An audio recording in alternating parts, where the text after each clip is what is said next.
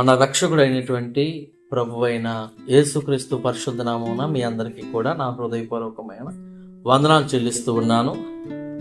ఈ రోజున మనం ధ్యానం చేసుకోబోతున్నటువంటి ప్రధాన అంశం యేసుక్రీస్తు ప్రభువారు సిలువలో పలికిన 7వ మాటను మనం ధ్యానం చేసుకోబోతా ఉన్నాం.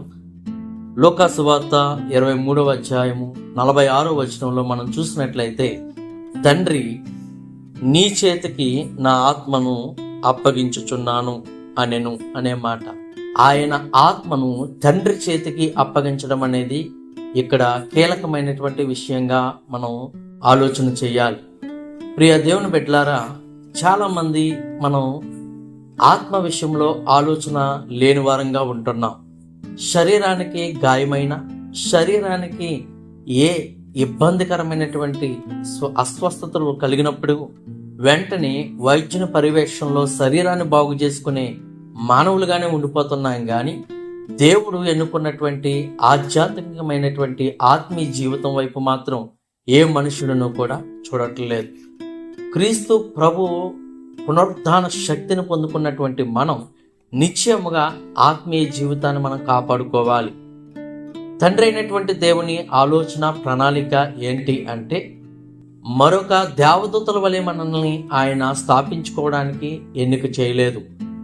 మంటిని చేసి నరునిగా నిర్మాణం చేసి నరుడైనటువంటి మనలో ఆయన నాసికారంధ్రంలో జీవవాయువును ఊది నరుణ్ణి జీవించే ఆత్మగా ఆయన ఏర్పాటు చేసుకున్నాడు. మన పరిశుద్ధ గ్రంథంలో ఒక మాట ఉంటుంది, అక్షరం చంపుతుంది గాని ఆత్మ జీవింప చేస్తుంది.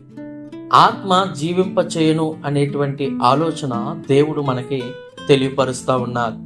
కాబట్టి మనం జీవించే వారమై ఉండాలి గాని, అనగా ఆత్మ సంబంధులై ఉండాలి.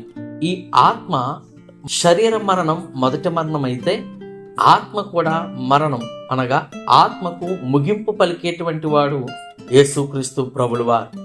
ఆ స్థితికి, అనగా రెండవ మరణం వైపు ఏ మానవుడు కూడా వెళ్ళకూడదని, ప్రతి మనుషుని కూడా ఆయన ఆత్మస్వరూపి అయిన దేవుడు తన పోలిక చొప్పున మనల్ని నిర్మించుకొని మన ఆత్మీయ జీవితాన్ని దేవునికి ఎలాగైతే దేవుడు మనలో ఆత్మ పెట్టాడో అట్టి ఆత్మను పరిశుద్ధతలో మనం కొనసాగించి హృదయ శుద్ధి కలిగిన వారమై మరలా దేవుని రాజ్యానికి మన ఆత్మను అప్పగించే వారంగా మనం ఉండాలి.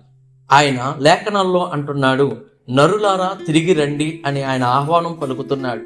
ఏ ఉద్దేశము చొప్పున దేవుడు మనల్ని పిలిచాడు ఆ పనంతా కూడా మనం జరిగించి యథావిధిగా మరలా దేవుడు మనకు అనుగ్రహించినటువంటి అట్టి పరిశుద్ధాత్మను లేదా పరిశుద్ధతను కలిగిన వారమై మరలా దేవునికి మనం మన ఆత్మను అప్పగించే వారంగా మనం ఉండాలి. కానీ నేటి క్రైస్తవ సంఘాలలో, సమాజంలో యేసుక్రీస్తు ప్రభు వారిని నమ్మినప్పటికీ కూడా చాలా మంది దేవునికి ఆత్మను అప్పగించే వారంగా ఉండట్లేదు. అందుకే యేసుక్రీస్తు ప్రభువారు సమరయ స్త్రీతో ఒక మాట అంటున్నారు. యోహాను సువార్త 4వ అధ్యాయంలో చూసినట్లయితే గనక, ఆయన దేవుడు ఆత్మస్వరూపి, ఆయన ఆత్మయే ఉన్నాడు గనుక దేవుడు ఆత్మ గనుక ఆయన ఆరాధించేవారు ఆత్మతోనూ సత్యముతోనూ ఆరాధించాలి అని. ప్రియ సంగమా, మనమందరము కూడా నేటి దినం మొదలుకొని ఈ 7వ మాటలో దేవుని యొక్క ఆత్మను ఎలాగైతే తండ్రి వద్ద నుంచి పొందుకున్నాడో అట్టి ఆత్మను శరీరంలో ఇమర్చబడినప్పటికీ కూడా శరీర కోరికలను, శరీర సంబంధమైన శోధనలను సైతం జయించి శరీర మూలముగా పుట్టుతున్నటువంటి నేత్రాశ, శరీరాశ, జీవపడంపాలను సైతం ఆయన ఎదుర్కొని ఏ రీతిలో ఆత్మను శుద్ధీకరణ జరిగించుకొని తిరిగి యథావిధిగా పవిత్రమైనటువంటి తన ఆత్మను దేవునికి అప్పగించుచున్నట్లుగా, ఎవరి చేతులకంటే అపవాది చేతులకు కాదు, ఎవరి చేతులకంటే దుష్టుల చేతులకు కాదు, సాక్షాత్తు తన ఆత్మను అనుగ్రహించినటువంటి దేవునికి మన ఆత్మలను అప్పగించాలి, ఆయన చేతిలో మన ఆత్మను పెట్టాలి అని దేవుడు ఈ 7వ మాట ద్వారా మనకి యేసుక్రీస్తు ప్రభువారు బయలుపరుస్తూ ఉన్నారు. కాబట్టి మన అందరము కూడా మన ఆధ్యాత్మిక జీవితంలో ముందు మనం ఆత్మను దేవునికి అప్పగించాలని కోరుతూ ఈ మాటలు ముగిస్తున్నాను. దేవుడు మీకు తోడే నడిపించును గాక. ఆమేన్. సకల ఆశీర్వాదములకు కారణభూతుడైన మా ప్రభువా, ప్రేమపూర్ణుడైన మా పరమ తండ్రి, మీకు స్తోత్రాలు చెల్లిస్తున్నాము. మా కొరకై సిలువలో బలి అయిన మా దేవా నీకు స్తోత్రాలు చెల్లిస్తున్నాం. ఇదిగో ప్రభా, నీ బిడ్డలు 7 నాయన దైవజనులు 7 మాటలు నీవు సిలువ మీద పలికిన 7 మాటలు తలంచుకొని మిమ్మల్ని స్తుతించడానికి మీరు మా కొరకు చేసిన త్యాగపూరితమైనటువంటి నాయన ఆ రక్షణ కొరకై నీకు స్తోత్రాలు చెల్లిస్తున్నాం తండ్రి. నీకు స్తోత్రం ప్రభా. క్షమాభిక్ష మాకు అనుగ్రహిస్తున్నందులకై వందనాలు నాయన. ఆఖరిలో కూడా ప్రభా, దొంగలను రక్షించిన దేవుడవు, దుర్మార్గులను రక్షించిన దేవుడవు తండ్రి. ఇంకా నశించిపోతున్న ప్రజలను వెతికి రక్షించటకు నీవు ఈ లోకంలోకి వచ్చి ఉన్నావు కనుక ప్రభా అండి.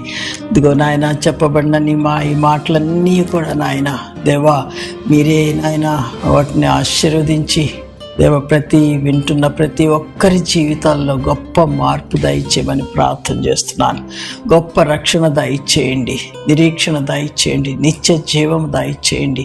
ప్రభు ఇచ్చిన రక్షణకై మా కొరకు చిందించిన ప్రభా పవిత్రమైనటువంటి నాయన నిష్కలంకమైనటువంటి అమూల్యమైనటువంటి క్రీస్తు రక్తం చేత మమ్మలను విమోచించినందుకై నీకు స్తోత్రాలు చెల్లిస్తూ ప్రభా నీకే మహిమ ఘనత ప్రభావంలో ఆరోపిస్తూ యేసు పరిశుద్ధ నామమున వేడుకొని ప్రార్థన చేస్తున్నాము పరమ తండ్రి. ఆమేన్.